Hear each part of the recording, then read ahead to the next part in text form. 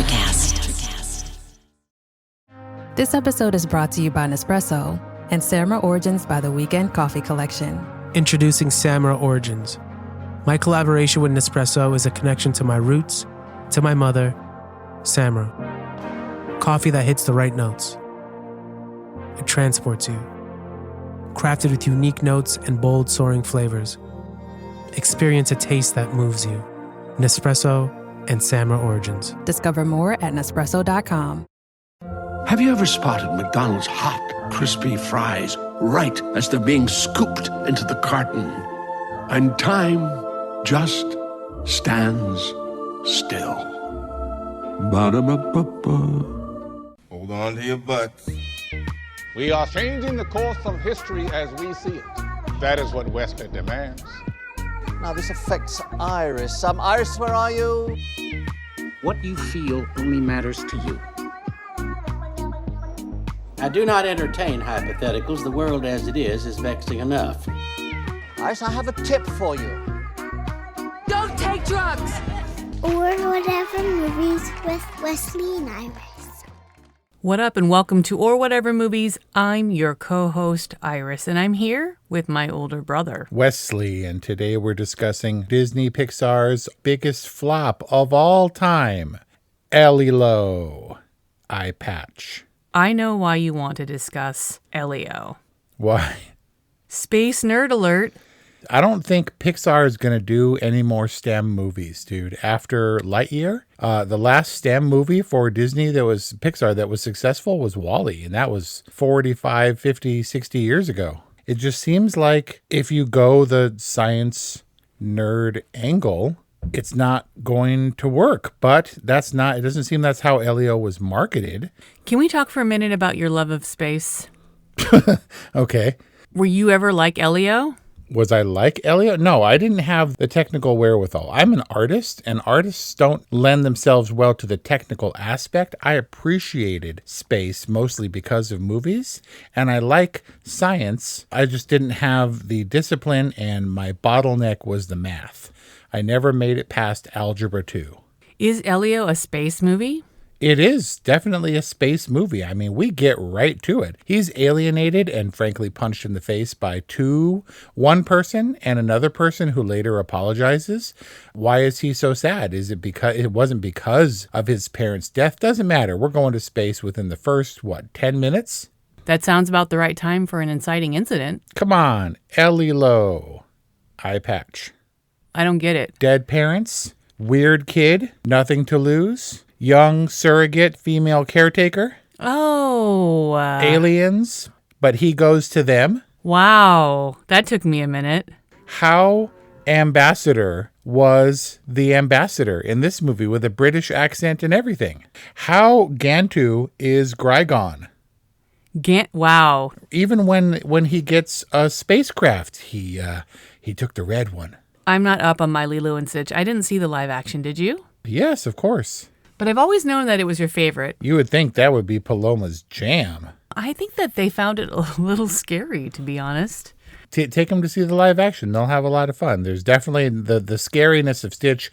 Whenever you saw it, however long ago, they would have outgrown that by now. And he's pretty cuddly and definitely not scary in the live action. And I say live action because they're human actors, but Stitch is exactly the same amount of animated, just slightly better graphics. Okay, well, we'll wait for it to come out on Disney Plus, which is probably ELIO's box office problem. What, that it's in a crowded family season, that it's up against Lilo and Stitch still in theaters and How to Train Your Dragon? And that it will be on Disney Plus in a matter of months. I don't know, man, because Inside Out 2 was last year's biggest movie. ELIO opened at like 10 million or 6 million or something. Inside Out 2 went on to make $1.6 billion. Pixar is not the problem. Straight to Disney Plus doesn't seem to be the problem. You think ELIO's the problem? Well, that's what we're going to discuss in today's discussion of ELIO. I must say, I was immensely satisfied when the narration kicked in, and I was like, oh, that's Dr. Carl Sagan. Yay! And nobody knew, nobody cares. They didn't attribute that dialogue to him, but he is my Jedi Master. He is my mentor. The audience aggregate score, Rotten Tomatoes, is really, really high. The critical consensus is definitely certified fresh. Speaking of Carl Sagan, did you not expect ELIO to meet his parents in space? I didn't, because Disney Pixar is not, while they have no problem killing parents, sometimes on screen, orphaning kids. I thought the same thing in Big Hero 6, spoiler. I thought the brother was going to be the bad guy, and they don't seem intent on reuniting. And also, it would kind of invalidate Nani's protective thing, her custodianship of ELIO and their bond. It's like, oh, my parents are back. I'm going to go join them. Thanks for, letting me stay at your house or whatever. See ya. I, of course, am referencing which movie?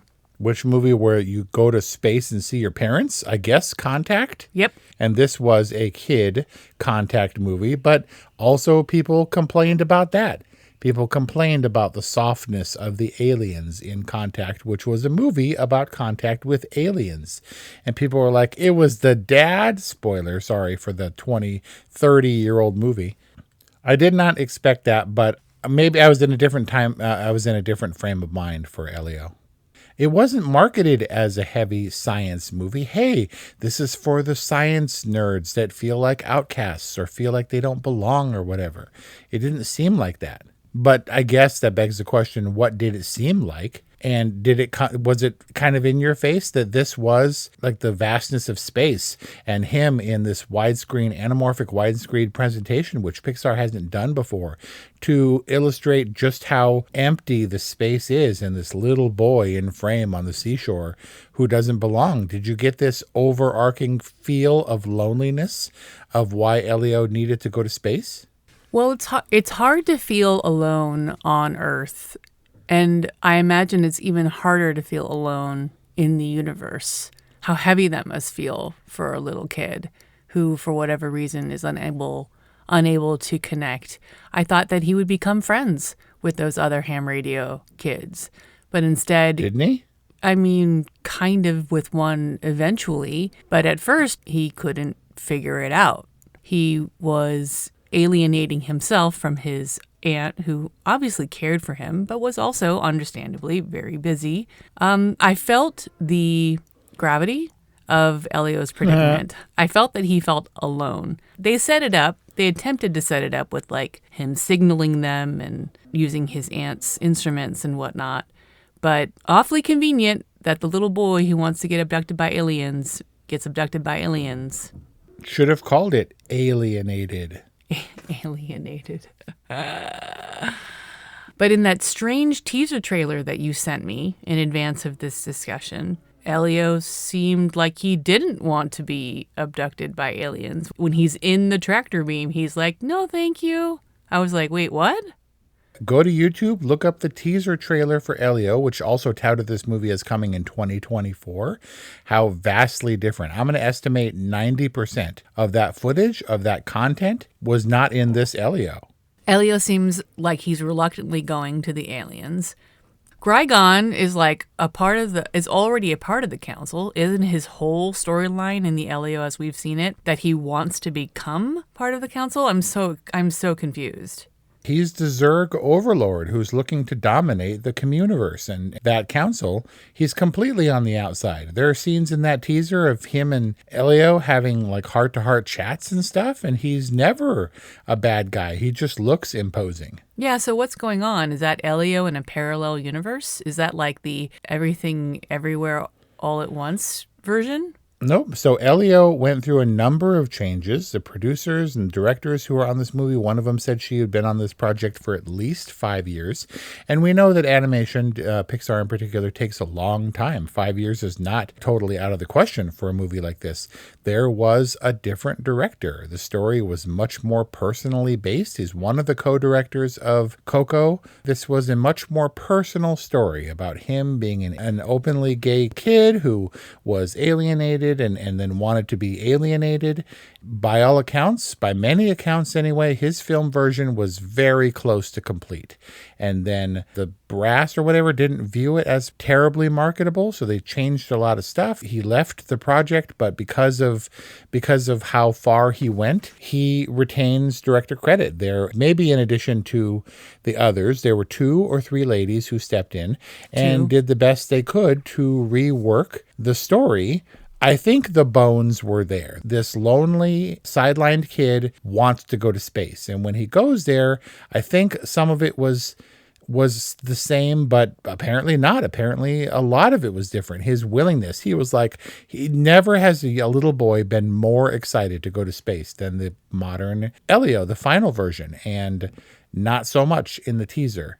So maybe he was always trying to get back to his family. The aunt character in the military was originally his mother, and that was America Ferrera from How to Train Your Dragon. And then she left because she felt like the Latina representation or whatever wasn't, the identity of this family wasn't the same.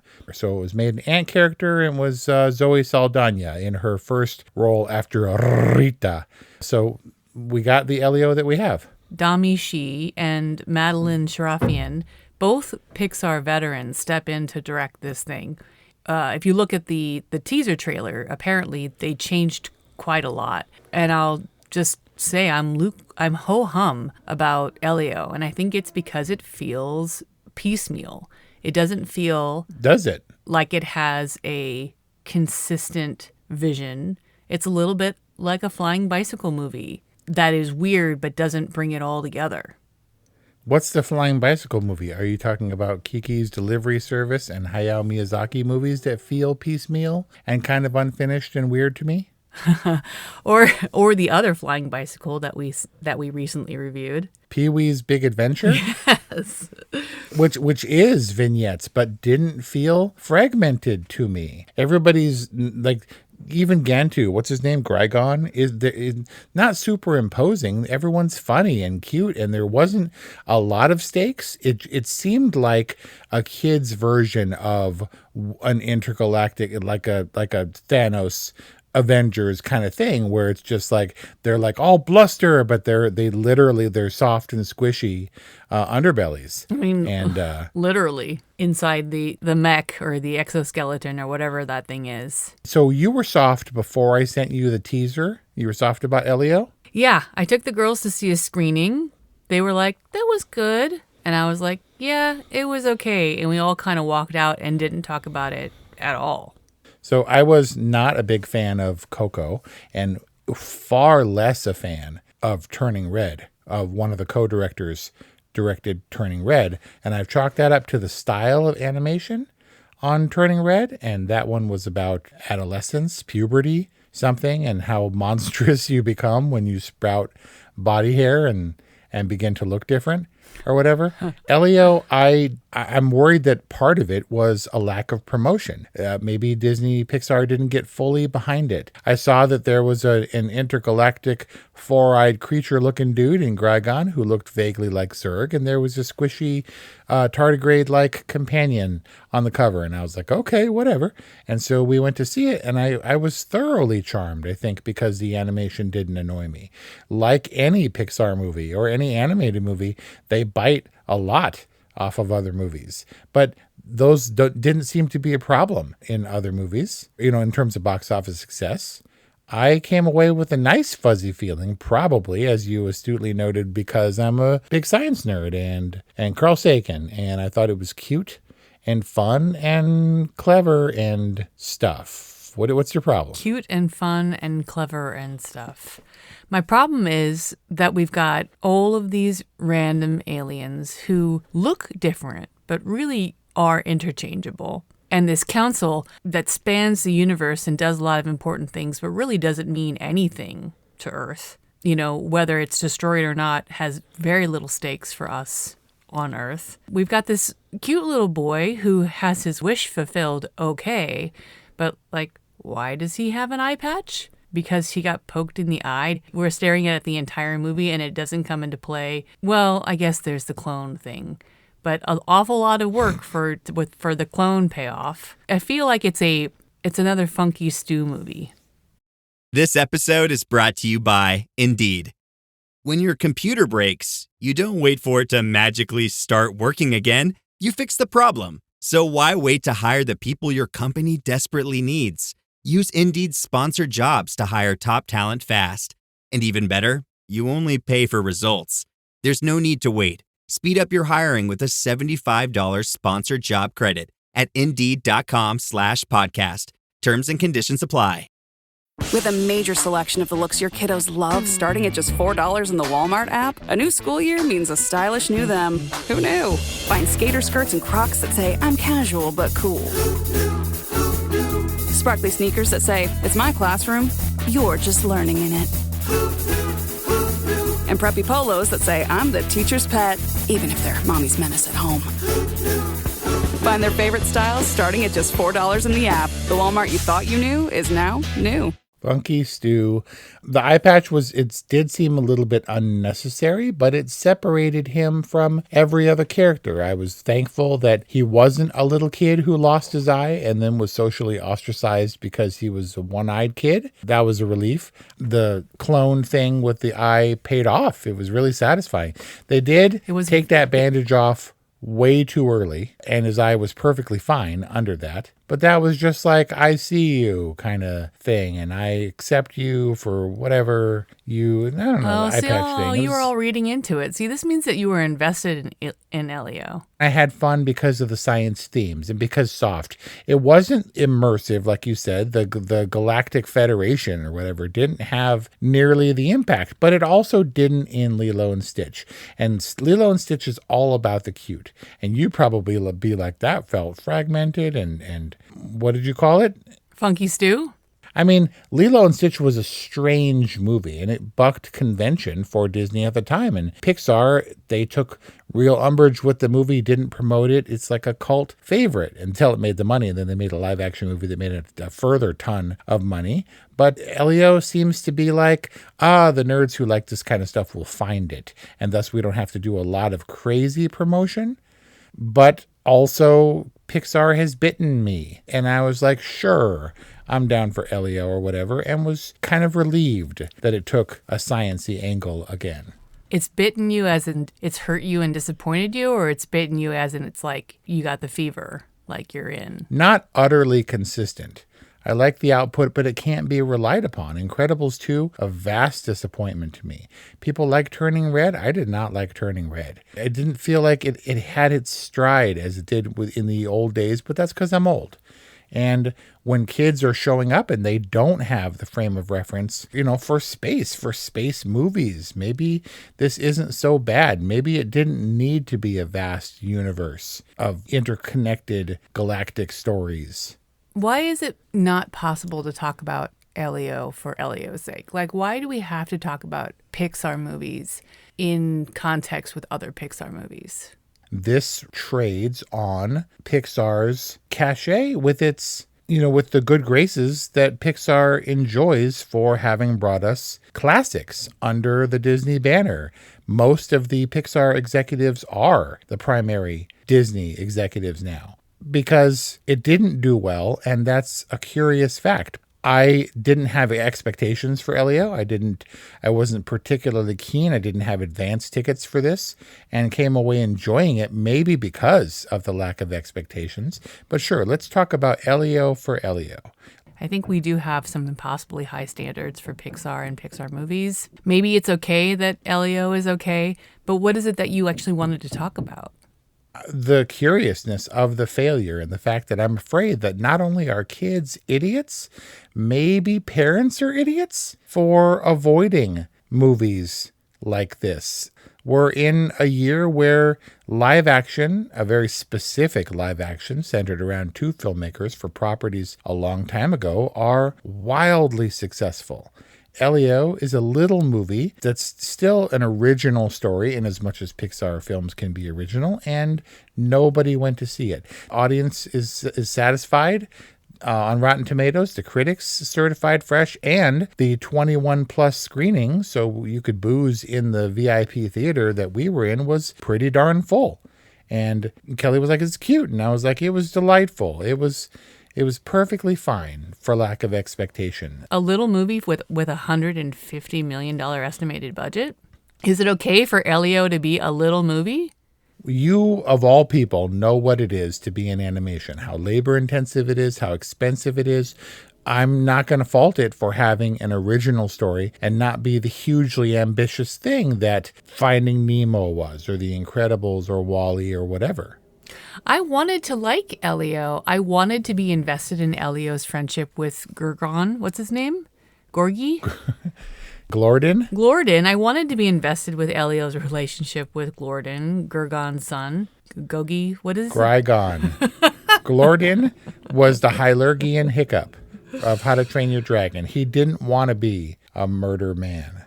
I wanted to be invested in ELIO's friendship with the little worm. I was excited about the adventure that they were about to embark on. Okay, it came a little late in the story, but I was prepared to be invested in that friendship. And it's supposed to be the heart of the film, the friendship that saves it all. And it's kind of only okay. He gets in his mouth, they're in the lava tube or whatever. They're learning about each other. He's not fireproof. The bargaining chip was pretty cute, but ultimately not a friendship for the ages.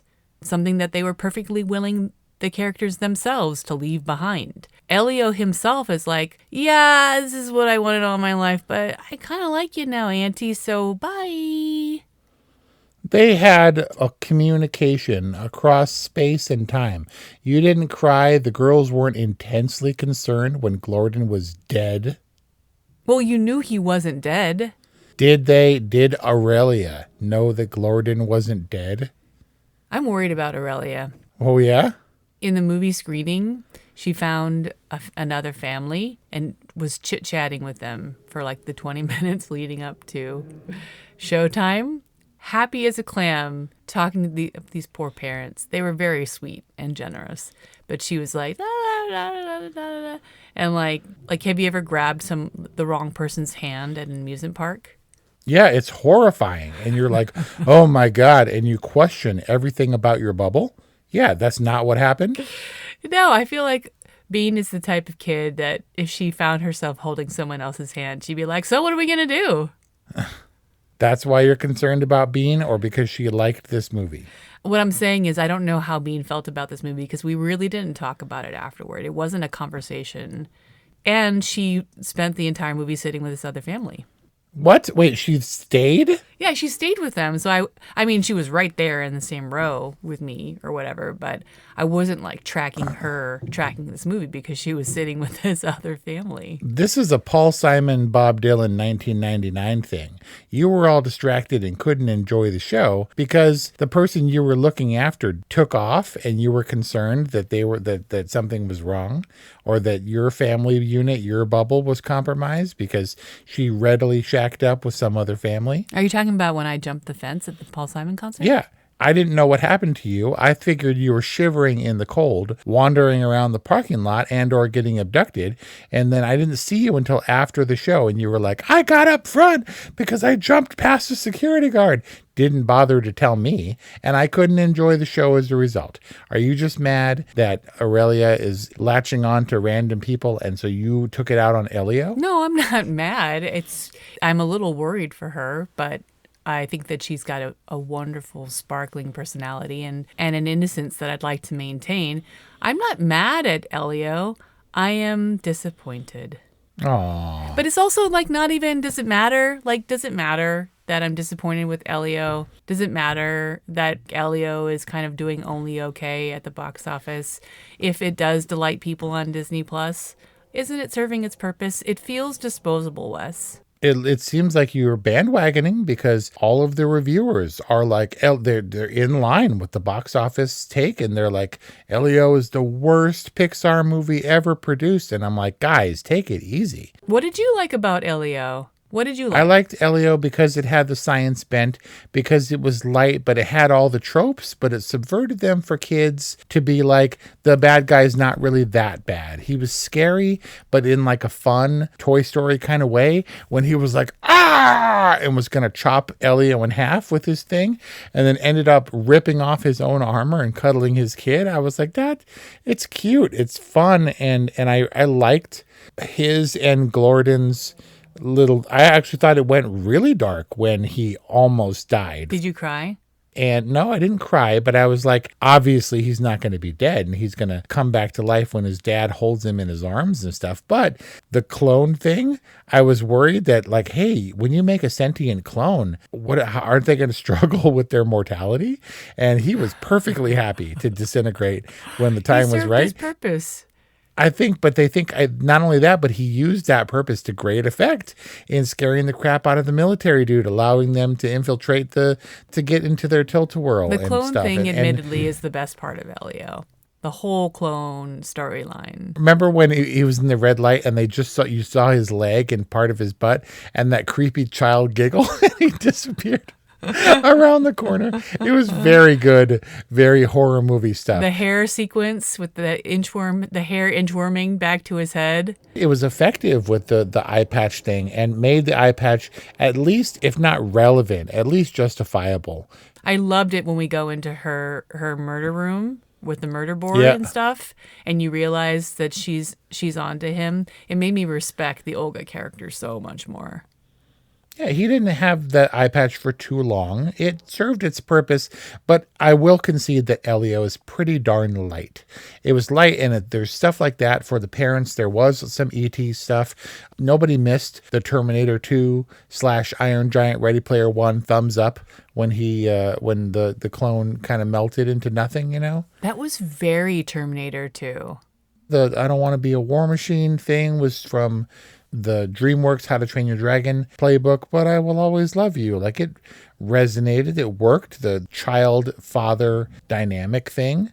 I'm worried that kids didn't embrace the science angle because science-interested kids are nerds, and the parents were worried about it or whatever. I think 40 years ago, this film would have been a big hit. Oh, wait. 40 years ago, it was a big hit. Do you remember Explorers? The Ethan Hawke River Phoenix movie where they take a tilt-a-whirl with a trash can on the front and they go to space and meet kid aliens. And then the father shows up and he's all stern and like, rah, rah, rah, rah, rah, rah.